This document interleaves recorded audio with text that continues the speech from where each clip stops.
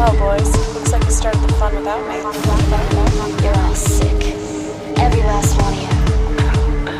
We're going to need a bigger gun. What's the matter? You scared of things that go boom, boom?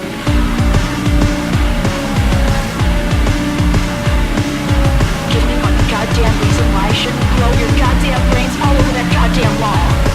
Fuck, it is just one of those days on the show today. My name is Eric. I'm here with Michael, and we got some movies coming up on the show. So we're doing The Fly. Yeah. Is that all that needs to be said? Well, we're going to do Altered States first. This sounded good on paper. It looked good. We had a mad scientist day, scientists experimenting on themselves, and dubious science, and some other another theme that we'll get to that might be a spoiler. I love to see crazy scientists at work. As I go to see the increasingly depressing Iron Man films, I love the part where Tony Stark builds things. I like engineering, and I thought, you know what? We would sit down and play with wacky science, and that would be great. But then what happened is The Fly is just so good, and Altered States, I mean, we could have a debate over the merits of Altered States, but I don't know if that's not even a possibility anymore, right? Yeah. So then there's this issue of what do we watch first? Which film do we... I think the best way to go about it is to do Altered States first and give that our best shot before we go into... Because if we do The Fly first, it's going to be one of those things that people always bitch and moan. What do they call it? 12-minute films? 12-minute Is that what they call it? Yes. Yeah, we've got coined derogatory phrases now. Thanks, Podman. That's terrible. Yeah, well, sometimes we do a film that we know is going to be much heavier than the other, and we do that specifically so we don't have to sit in the studio for 2 hours talking about movies. You know what? We gave people fucking The Shining and Bright Falls to start the year. That show was like 2 hours long. I mean, I don't know. So they're not happy. But yeah, you're right. We would not be... Once you get to the end of The Fly, you don't want to talk about Altered States. Mm-hmm. And right now, I'm in kind of that zone, that post-Hostel 2 zone, right, where I just had this fucking experience, and to try and articulate that now would... that would give The Fly the credit that it's due, but I'm not sure that's good radio. So why don't we just be excited and make jokes about LSD for about 20 minutes, and then we'll talk about The Fly. Sounds good. You can use the chapters to skip between the two movies, and there's going to be spoilers. Going to be a lot of spoilers, but apparently everyone but me had seen The Fly. I saw it, I guess, about 1.5 years, maybe 2 years ago, and was not aware that it was one of the top 10 most viewed films of all time. So also insightful things Eric has to say about The Fly, probably zero. So there's going to be spoilers, there's chapters, and there's going to be some Altered States. Can I start Altered States with a question for you? Yes, ask away. Did I spoil this movie for you? No, I still don't. When we sat down, I mentioned to you, we watch a lot of the movies we watch, we've both seen 1 billion times now. And we're watching the movie in the company of others. Everybody's seen the movie except for you. Except me. And I turn to you and I go, hey, we kind of got another theme here, don't we? Body horror. Something I knew we would return to with The Fly, but not with Altered States. Right. And you sort of say, I don't know, do we? This is maybe 10 minutes into the film. How do you feel about that? Did I ruin that for you? No, because there is no way to spoil this. The movie does such a damn good job of confusing you and making it so that so essentially, if you were to tell me flat out, this movie ends with William Hurt turning into a one-armed blob right, while his wife is a lava chick screaming at the end of the hallway, and then they hug, rekindle their love, and explode into light beams. Into the credits. If you were to tell me that around the time, he's talking about, I need to try this new trip that they're doing down in Mexico, if you were to tell me where the movie ended, that wouldn't spoil it. That would mean nothing to you. Because how the fuck do you get from where where the film starts to where the film ends? The answer lies somewhere in the film. You and I don't have that answer. No. So the best way we can tackle it is tackle the drug shit. Basically, what are we going to call it? Pre-prime and post-primal man. Okay, yeah. We'll tackle when it's dubious science, and then when it's clearly not science at all, when it's run far, far away from science. The other thing I told you is that there would be a monkey in this film because I wanted you to have a good time. That was a lie. And there's actually not a monkey. I had to wait all the way until the other film. The whole time you're thinking, maybe there'll be a monkey. Maybe he'll turn into a monkey. I mean, I think when I said that in my head, I went, shit, did I just spoil this movie for Michael? But then I said, this is a movie about a scientist who submits himself to drugs all of the time. So even if he's not going to morph into something, even if there's no transformation, you're going to see some kind of bad things are going to happen to his body, basically. So this was a movie that was supposed to be directed by Arthur Penn, whose most important film was Penn and Teller Get Killed. Although he also did this thing called Bonnie and Clyde that a lot of people like. Arthur Penn didn't do the movie. Instead, Ken Russell did it. Now, normally, you might be expecting me to go on a long-winded rant about Ken Russell and all his films and what he does and how awesome he is, much like we did with Cronenberg back when we did the Cronenberg show. Instead, I think all you need to know about Ken Russell is just go to Google, type in Ken Russell, and click the images, and just look at photos of Ken Russell. He looks like an insane person. And that's all I know about Ken Russell, and I think that's all our listeners need to know as well. I mean, that's about right. Yeah, I mean, I know. I don't even think I showed you the crazy picture on IMDb. Okay, so right? You were trying to get me to look at background stuff on this. So what you didn't understand about me watching this film is that I had never seen it before. Yeah. And that furthermore, you didn't explain to me why it was on the show. All you said was, you know that thing from Fringe where they're in the sensory deprivation tank? Yes. This movie did that. So I'm watching the film. You're trying to show me pictures of the clownish director over to my left. And I'm wondering how much of this film is a drug trip. Is the whole thing him trying different hallucinogenic drugs? And is the whole film going to grasp at, you know, strands and threads of a tattered scientific cloth with all these new black bean soups that he's trying to trip him into ape world? Or how many peyote trips will he go on is really the question. There's two moments early in the film where you just see his drug trip out.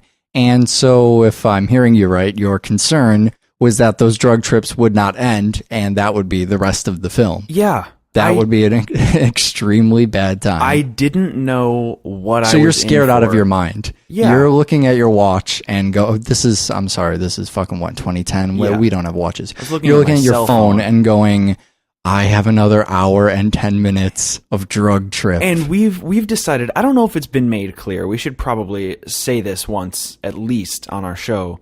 We try not to bust any films anymore. Yeah. We did that year one when we were both experiencing films for the first time. Now, even if we don't like the film, we're trying really hard not to destroy films. We're not trying to tear them down because if we're doing a film on the show, it has to have merit. We're doing it for a reason. And furthermore, a lot of people come to the episode. Someone will listen to this episode because they really like Altered Exactly. States. And they don't need to hear us bitch about why it wasn't for us. And I didn't want to sit there watching these drug trips. I was trying so hard to go, okay, drug trips, and I guess, so The Fly is this mad scientist, and maybe it's about lack of control. Oh no. And I'm panicking, thinking, what does Eric want me to do? And then you start freaking out and accusing me of wanting to watch the film. Well, that was my reaction. Is in my head, I said, what do I do? My defense mechanism kicked in, and I turned to you and said, Michael, why the fuck did you make me put Altered States on the show? You'd never even heard of this thing before. So that was actually not the case. But then I felt better when I had tossed the blame onto you, and it was no longer my responsibility. And that's all over just the beginning portion of the film. This is all the first. This is what a sober person's trip is like. For everyone else who just gets high and watches Altered States, this is the perspective of two completely sober people worried that they have to do a show after the movie is over. I'm sitting literally seeing I think the first drug trip is the one where it keeps cutting to the scene where they're eating the ice cream in the pasture. Yeah. And I keep going, oh my God, there's symbolism here. What the fuck? I don't Something's know symbolism. happening. If no one has a gun for a leg, I don't understand the symbolism. Yeah, that's about it. And I'm panicking because a lot of this, and I was trying to figure out whether you wanted to go the route of, this isn't science, we need to make fun of it, or go the route of, Timothy Leary had a good point, right? Drugs are cool, we should legalize drugs, because those are both points that we would make. Pseudoscience is bullshit, legalize drugs. Yeah. Those are two big staples of Double Feature. I wasn't sure where you were going. I wasn't sure if you were going to ask me about the ice cream they were eating. I do have notes in front of me, so I think we can give it the good old college try. And I know you're not familiar with the college try, but I'll show you what it's like. The college try for me is 2 years of being bored until you drop out.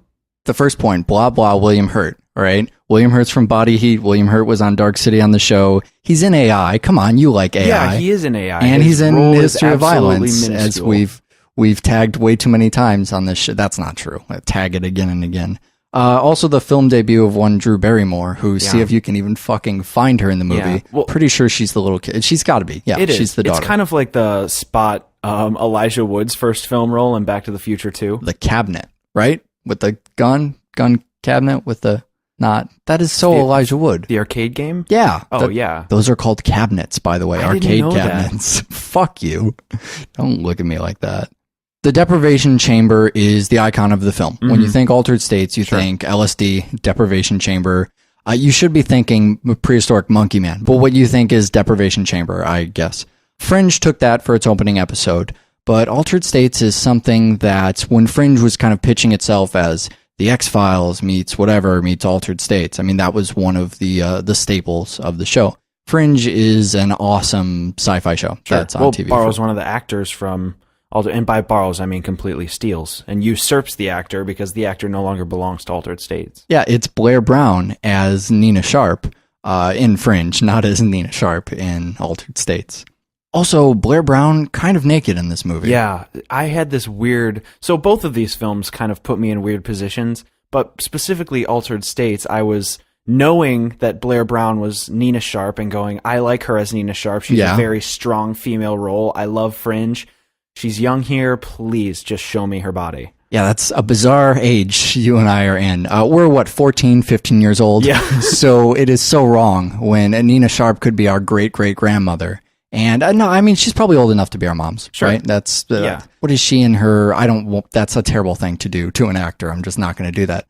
But, Altered States, she is a lot younger, and suddenly you want to see someone naked who you recognize as being an old person first, as, their current age. It would be like looking at, I don't know what Jane Fonda looks like today, but we did Barbarella, and we were just both having a great time. Jane Fonda, Barbarella, but it's back in the 70s or even 60s, right? Yeah. So, Jane Fonda today, it's a weird thing where you're trying to figure out. These are more sober people head trips we're having here. Okay, so all actress nudity aside for now, this film kind of parallels the Timothy Leary story, which is that college professor. This is the LSD guy that everybody knows, right? Mm-hmm. I'm pretty sure he invented the fucking shit. And he gives it to all his college kids, and he's kind of watching them trip out, doing it, quote, for science. It's also the 60s, so he's doing it, quote, for fucking fun. And that's the first thing I saw. I see LSD for science, and I go, this is Timothy Leary. And you start kind of revealing more of your research. You've done far more research on this film than anybody in the history of... It's true. This is what you're bringing. So if you can't bring The Fly, you are bringing Altered States. Yeah, so you tell me, no, it's not Timothy Leary. Timothy Leary is small potatoes compared to how specific this film runs. Well, everybody talks about John C. Lilly, who I knew before, not for his drug research, although that's, funny in its own way. But he was the guy who tried to teach dolphins to talk. So, how do you not know? Hold on, Michael has fallen on the floor of the studio. Sorry. Just pick yourself back up. It'll be fine. Sorry. Okay. Right. I'm now going to tell you something completely amazing. I'm not joking. He was really trying to teach dolphins to talk. That is a real thing. Wow, that's fascinating. Thanks to my clever editing, people won't know that's the 9th time you've said that's fascinating. All right, just settle down, take a drink, you'll be okay. So he used isolation chambers all the time. Isolation chambers and LSD were the tools that he applied to his so-called science, which we'll get to in a moment. But I'm going to take drugs and float around in a pool. Not much of a scientific hypothesis there, huh? So the hypothesis lies in an arena where I think you are far more comfortable than I am. I mean, we've talked in the past about my feelings toward philosophy, and that burgeons on my real kind of discomfort, and that's existentialism. Yes. I learned that back when we did, Memento? Yeah. or no, it was Being John Malkovich, I think. I hate existentialism. Right. It's so disinteresting to me. I don't care. I don't need other people telling me why I'm here, why we're here, the capital we. I don't need to know any of that shit. And this film is not only discovering existentialism, but doing so through the power of hallucinogenic drugs. Yeah. And the whole goal, the whole theory, the whole hypothesis is that, okay, plus side, there is no God. The God is the self. Whatever, fine, thank you.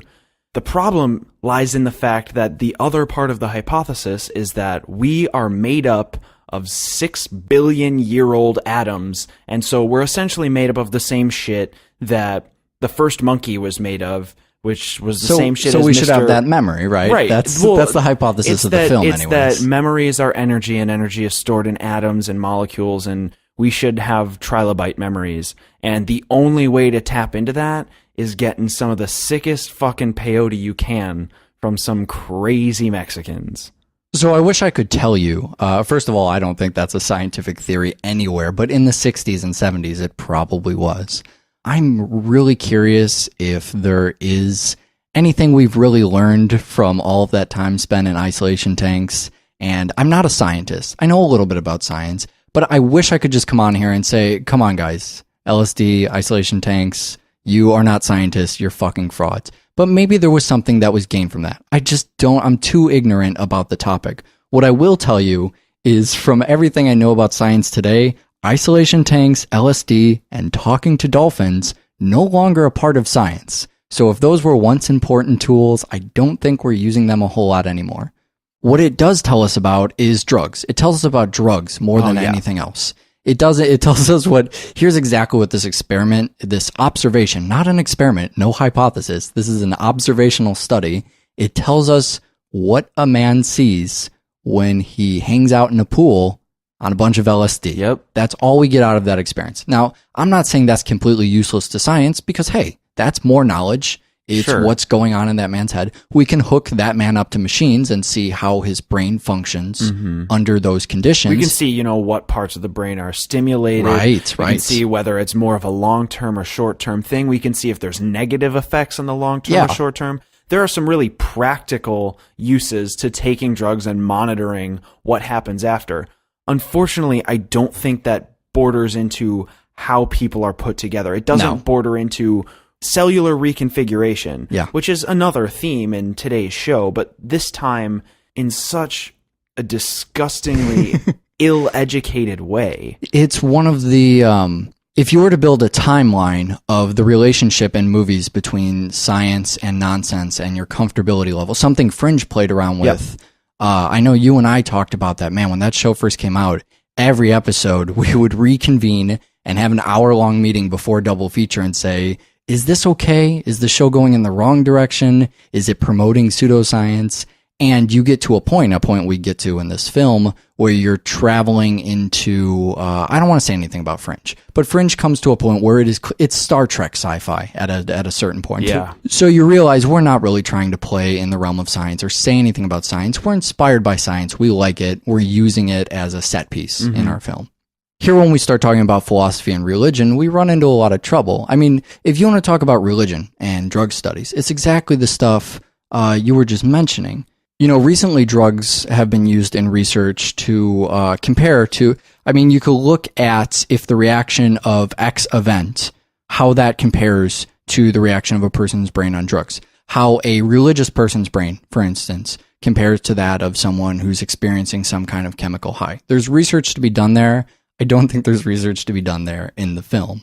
Pseudoscience aside, this is a guy who is experimenting on himself. I think anytime you're experimenting on yourself, that's a red flag that you are committing some bad science right now. Especially if your colleagues are so adamantly against you. And in this film, okay, so the one guy who's the whole time saying, you're crazy, you're gonna kill yourself and I'm gonna have to commit you. He ends up being wrong and he ends up, fucking eating his hat, whatever. Yeah. But he's there. He's that's there to say for it. people like us who go, wait a second. All right, so I think we've made our point. Edward Jessup certainly can't learn anything about the origins of man by hanging out in the tank. What effect do you think that plays, these dissenting viewpoints, by the time You know, you talked about that character eating his hat. Once he turns into a monkey, what are the implications from the standpoint of that character? I mean, I guess he gets a brief moment to say, I told you so, but he also just, once he turns into a monkey, the film takes the turn where it's no longer an examination of science through the power of drugs. It's no longer using a hypothesis to come up with at least some kind of, even if the film wants to make a hypothetical theory. Yeah. The film turns into a plain and simple sci-fi. It's almost Stuart Gordon-esque. Yeah. Where there's a lot of interesting makeup. Everybody around kind of turns into a potential body count victim. You know, that character specifically, the dissenting scientist, he's there, he gets to say, I told you so, but then immediately he's thrust into the role of, you'd better survive, motherfucker. Attacked because there's a by monkey coming after you. Yeah, right.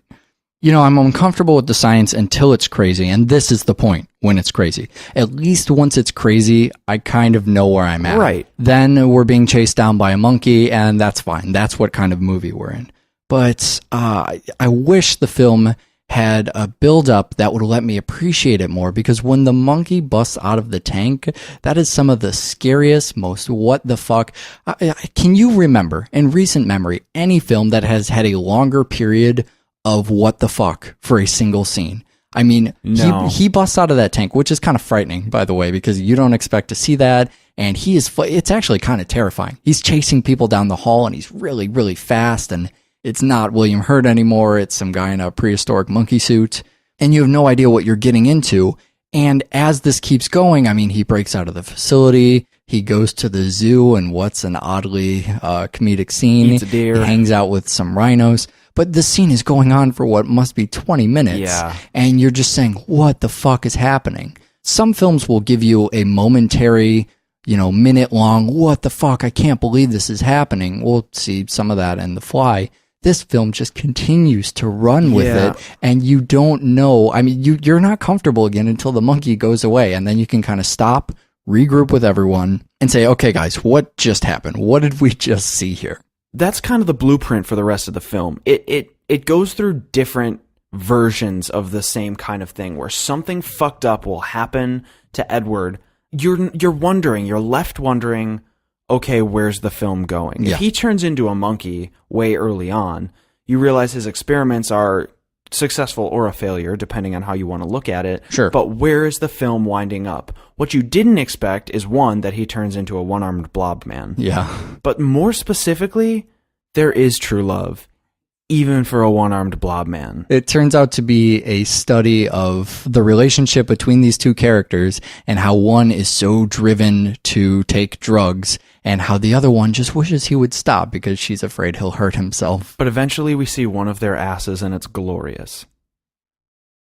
See what I was talking about, though? Now we're discussing The Fly, and everything is fine. I'm having a wonderful time. We're all okay. So The Fly popularized be afraid, be very afraid. Yes. That's how big of a film was. That fucking phrase came from this movie, and I had no idea. This is a Cronenberg flick. We talked about Cronenberg at length on the Scanners and Eastern Promises episode. Yeah, this is Cronenberg in his element, too. Oh, for sure. A lot of the fucked up shit is just really well delivered. Yeah, this is probably his masterpiece, right? Sure. I mean, this is high up. Maybe. As far as the sci-fi stuff goes, Yeah. the really heavy. This is the top of the old Cronenberg. I hesitate to ever say one of his films are the best, because I'm not going to pretend that I understand everything he does in his films. But what I do understand about this film and about David Cronenberg is that he's in this film. And no, I don't mean his cameo as the gynecologist. No. I mean that Jeff Goldblum's character, Seth Brundle, I feel like that is just David Cronenberg putting himself in the movie. He acts the way David Cronenberg acts. Have you ever seen interviews? No, I haven't actually. He's kind of this. He's always got this nerdy appeal, but Right.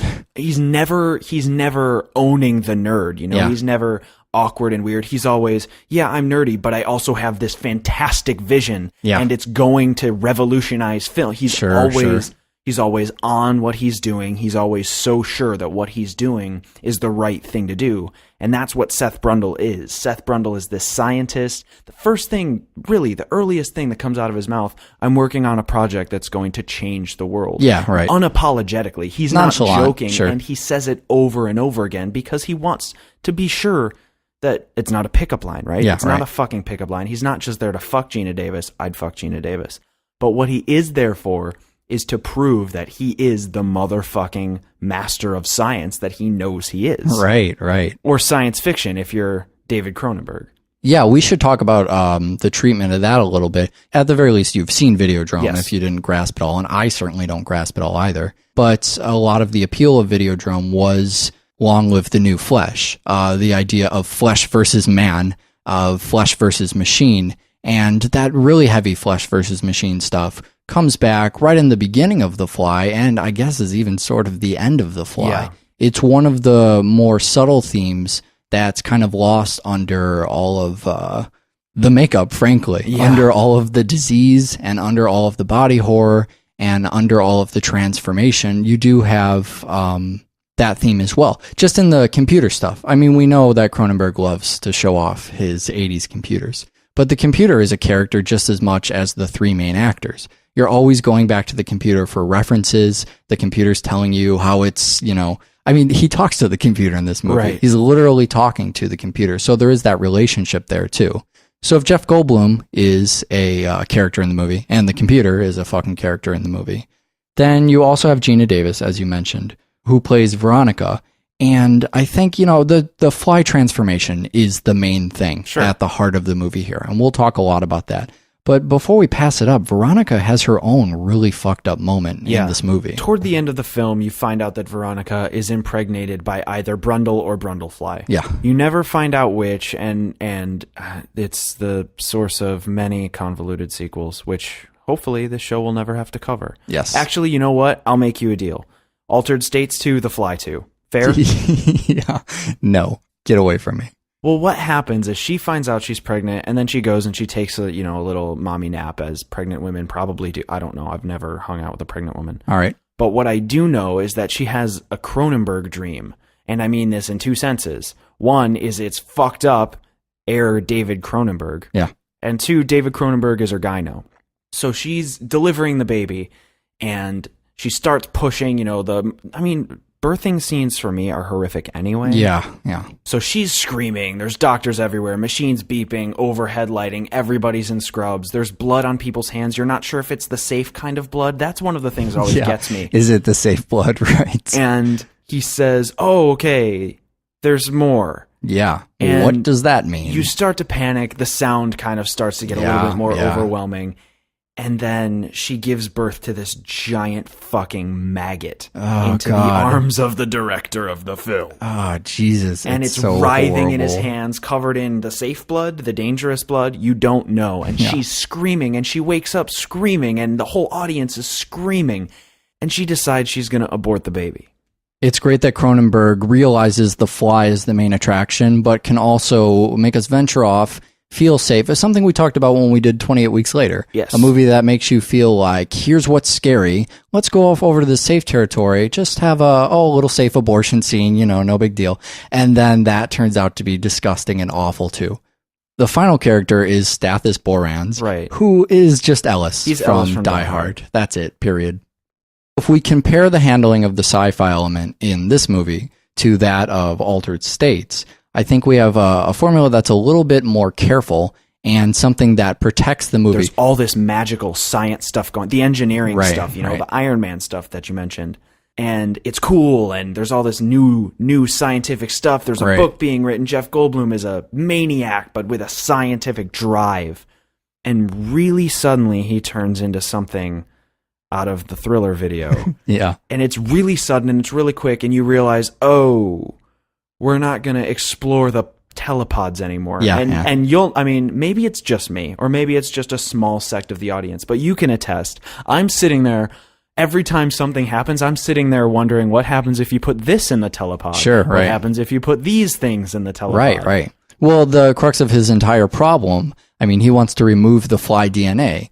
If the machine breaks him down atom by atom and then rebuilds him, if the machine can also identify the Fly DNA, there you have A plus B equals C. I mean, he should be able to reverse it. Maybe that's A minus B equals A again. Is kind of the point. He should be able to just extract the fly. So what the movie's saying right from the beginning is that scene, build me a laser this, molecular analyzer that. He's saying, I'm a scientist, but only kind of. Well, other people build my stuff, and I just throw it together. Don't ask me how this works. Essentially, and again, this is Cronenberg at his finest with his kind of airtight thing where he goes, the guy running this machine doesn't understand how it works, and the guys that understand how it works don't know he's running this machine. Therefore, nobody has all the answers that you're asking. Right. And unfortunately, this is the only event where the machine was used, and so these are the only answers we have for sure.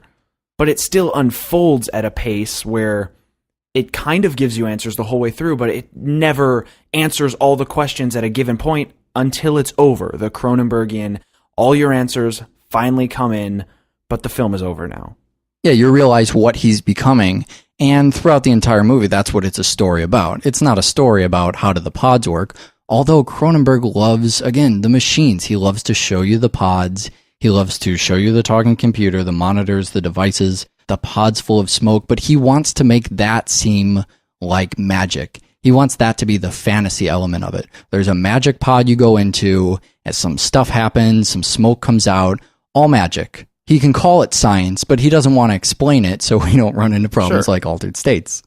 So before shit gets really bad, Brundle and Veronica have this beautiful conversation at this burger place, and they exchange this line of dialogue that is how I would describe Cronenberg to anybody unfamiliar with his work, and that is not while we're eating. Yeah. I think Seth is a great example of the body horror stuff.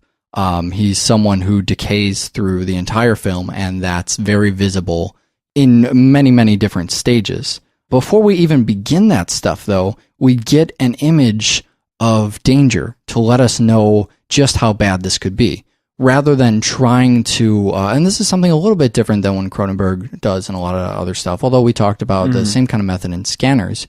We have the baboon, one of the scenes that everyone remembers from the movie because it's so fucking horrific.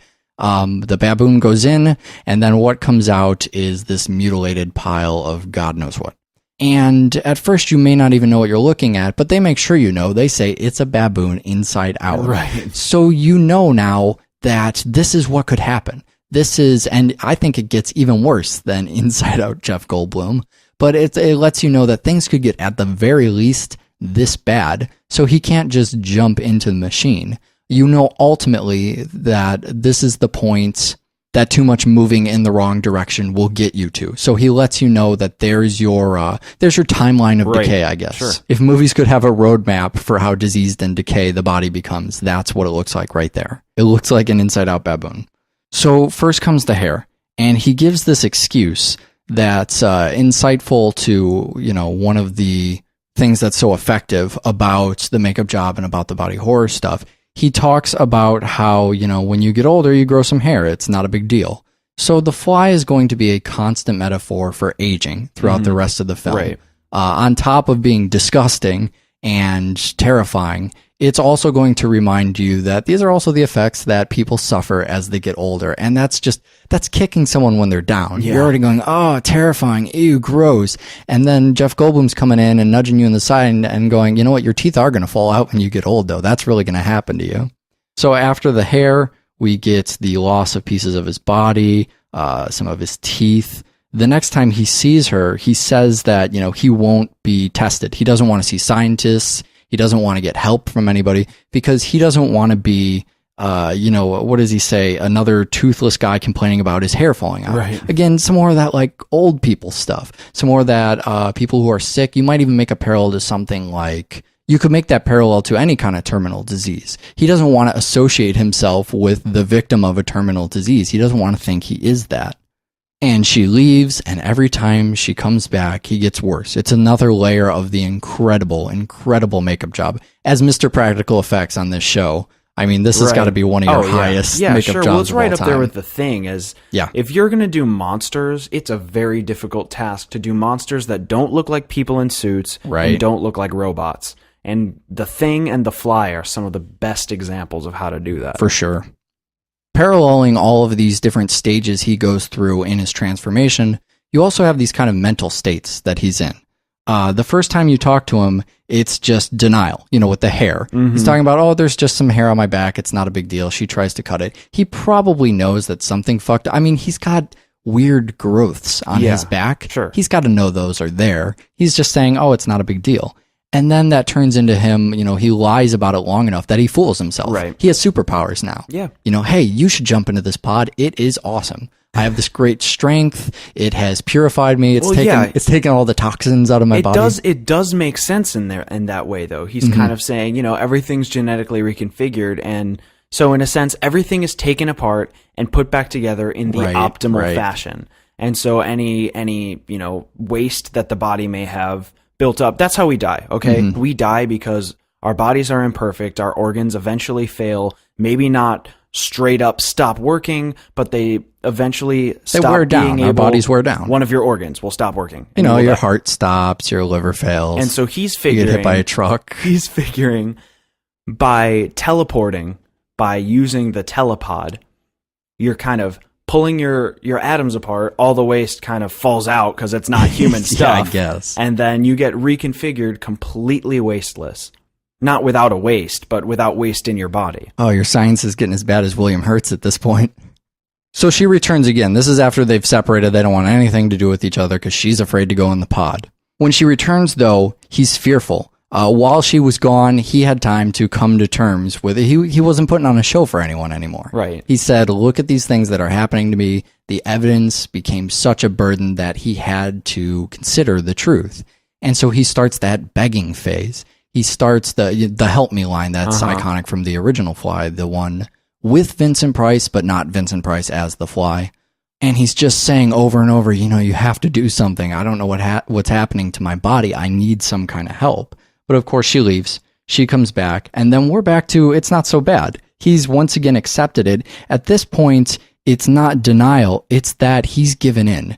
He realizes that there's no helping him. She left and she came back and she has no new information for this guy. He doesn't want to see anybody. So it's just, I'm becoming a monster. I'm transforming into something else. Hey, you know what? Maybe being a monster is not so bad. Right. What's wrong with that? Well, then the next step is he kind of goes, oh, also, if you keep showing up, I might kill you. Yeah. He starts rambling about bug politics, and it's this Bug great politics, scene where you watch and you are glued to him. Yeah. He's speaking. He is this deformed hybrid of a organic creature. Yeah, you can't see the Jeff Goldblum that has... Jeff Goldblum's one of those guys, his acting style. Right. You could do a Jeff Sure. Goldblum impression because of the very distinct style he has. And he is invisible under all of that makeup. And you're glued to him, and he's talking absolute nonsense. Yeah.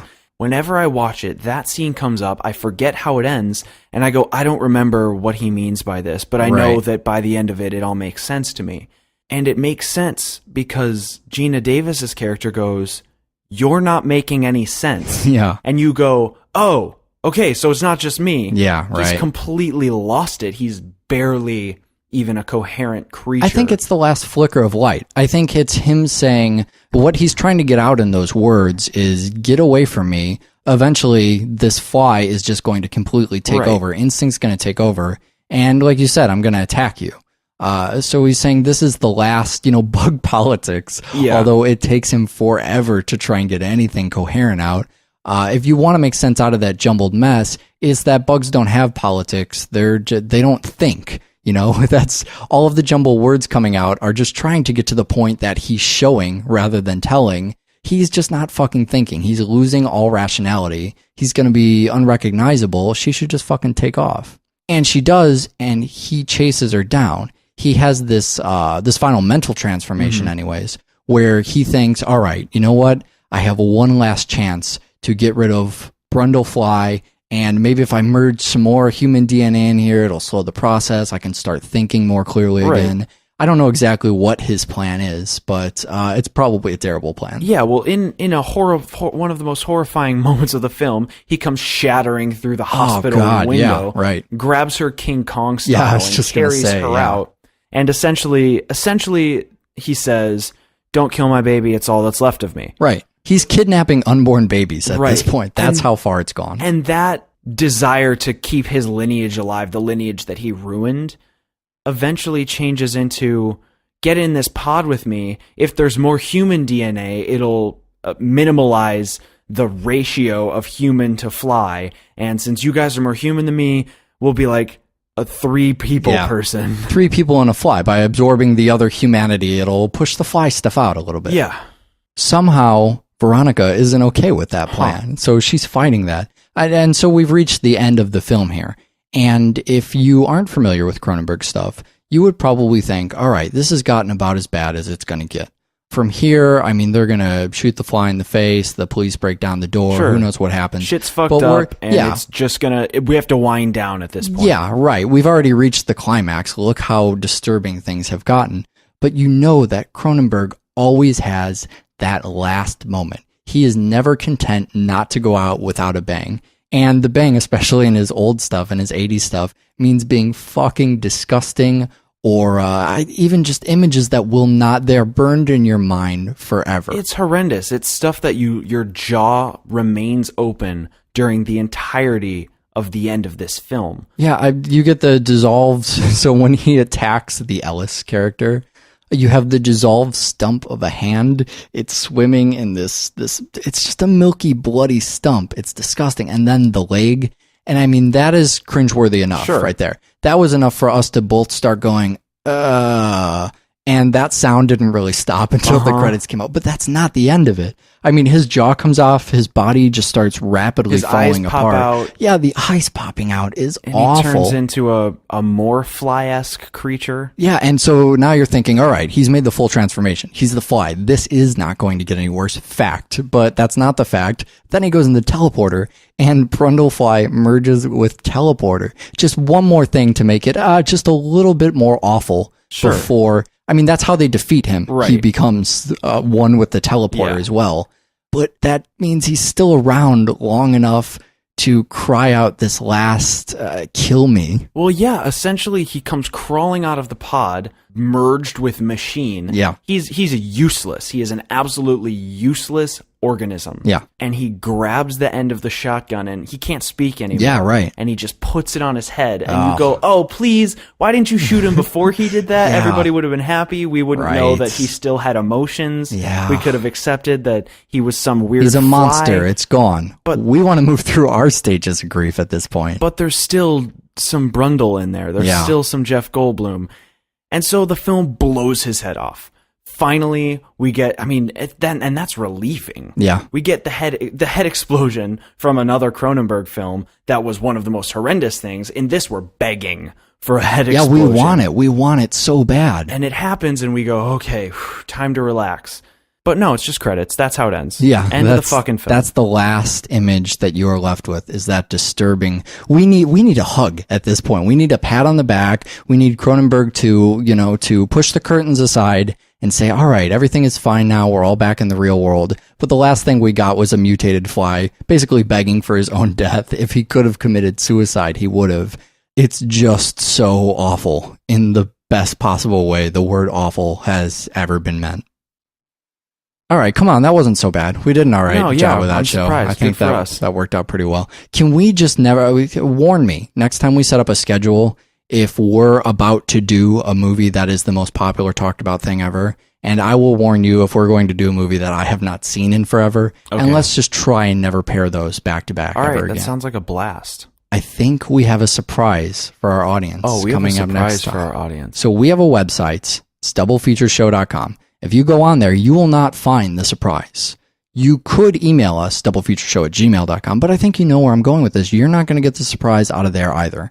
If you donate, we'll give you the surprise, but you don't need to do that.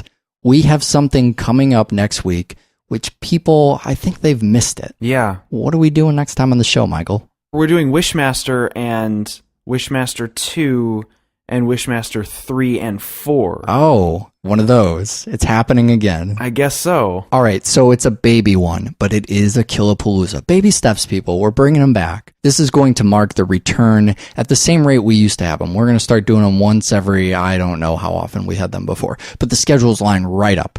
So they'll be coming, and we're going to start with the small one and work our way back up, but I think we have a lot to talk about with Wishmaster. Awesome. Watch more fucking film. Bye.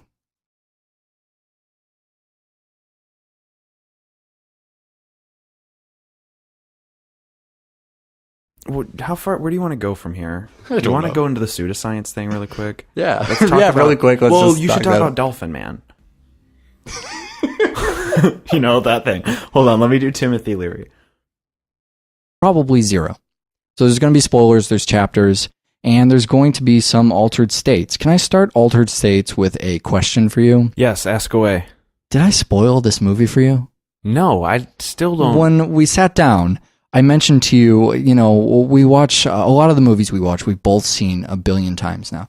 And we're watching the movie in the company of others. Everybody's seen the movie except for you. Except me. And I turn to you and I go, hey, we kind of got another theme here, don't we? Body horror. Something I knew we would return to with The Fly, but not with Altered States. Right. And you sort of say, I don't know, do we? This is maybe 10 minutes into the film.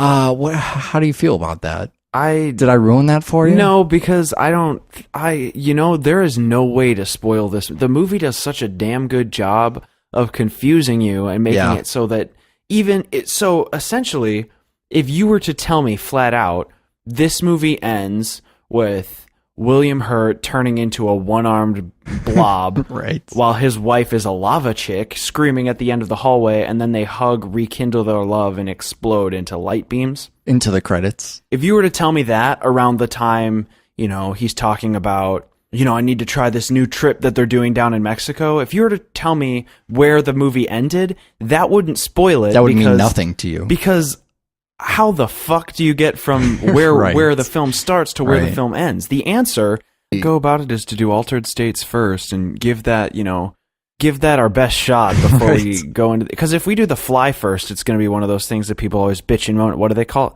12 minute films? 12-minute Is that films. what they call it? Yes. Yeah, we've got coined derogatory phrases now. Thanks, Podman. That's terrible. Yeah, well, sometimes we do a film that we know is going to be much heavier than the other, and we do that specifically so we don't have to sit in the studio for 2 hours talking about movies.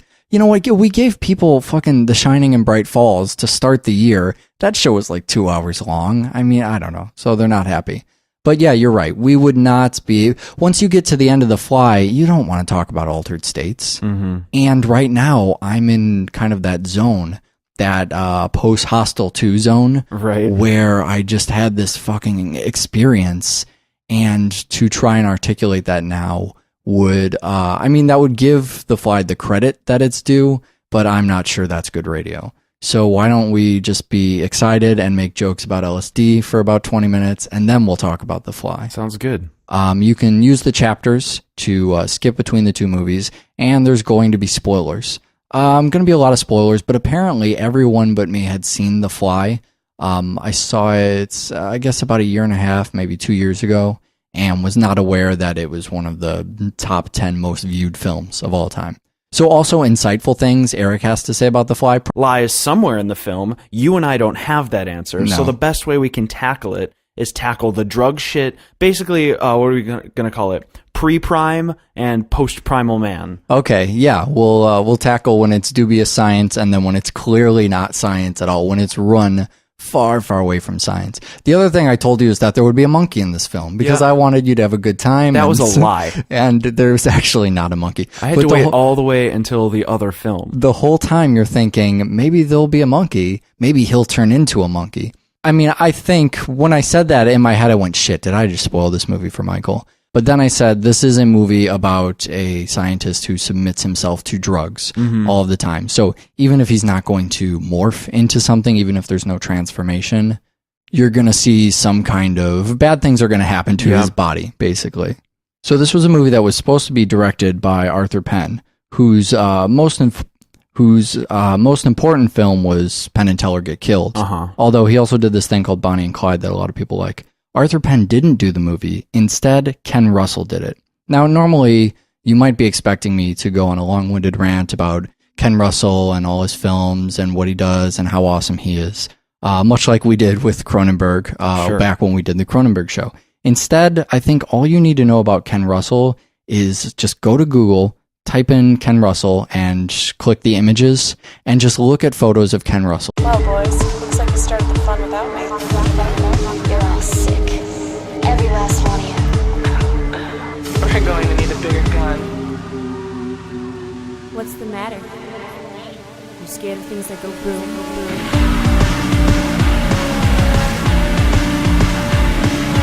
Give me one goddamn reason why I shouldn't blow your goddamn brains all over that goddamn wall. Fuck, it is just one of those days on the show today. My name is Eric. I'm here with Michael, and we got some movies coming up on the show. So we're doing The Fly. Yeah. Is that all that needs to be said? Well, we're going to do Altered States first. This sounded good on paper. It looked good. We had a mad scientist day, you know, scientists experimenting on themselves and dubious science and some other, another theme that we'll get to that might be a spoiler. I love to see crazy scientists at work. As I go to see the increasingly depressing Iron Man films, I love the part where Tony Stark builds things. I like engineering, and I thought, you know what? We would sit down and play with wacky science, and that would be great. But then what happened is The Fly is just so good, and Altered States, I mean, we could have a debate over the merits of Altered States, but I don't know if that's not even a possibility anymore, right? Yeah. So then there's this issue of what do we watch first? Which film do we? I think the best way. He looks like an insane person, and that's all I know about Ken Russell, and I think that's all our listeners need to know as well. I mean that's about right. Yeah, I mean I know. I don't even think I showed you the crazy picture on IMDb. Okay, so right? You were trying to get me to look at background stuff on this. So what you didn't understand about me watching this film is that I had never seen it before. Yeah. And that furthermore, you didn't explain to me why it was on the show. All you said was, you know that thing from Fringe where they're in the sensory deprivation tank? Yes. This movie did that. So I'm watching the film. You're trying to show me pictures of the clownish director over to my left. And I'm wondering how much of this film is a drug trip. Is the whole thing him trying different hallucinogenic drugs? And is the whole film going to grasp at, you know, strands and threads of a tattered scientific cloth with all these new black bean soups that he's trying to trip him into ape world? Or how many peyote trips will he go on is really the question. There's two moments early in the film where you just see his drug trip out. And so if I'm hearing you right, your concern was that those drug trips would not end and that would be the rest of the film. Yeah. That would be an extremely bad time. I didn't know what I was So you're scared out of your mind. Yeah. You're looking at your watch and go, this is fucking what, 2010? Yeah. We don't have watches. You're looking at your phone and going, I have